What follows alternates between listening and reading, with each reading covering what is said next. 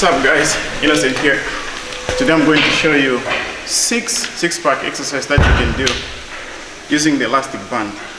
And like I always mention, before you do anything in the gym, make sure you warm up the body to avoid injuries and to train safe. So let's warm up and I see you on the other side. Let's go.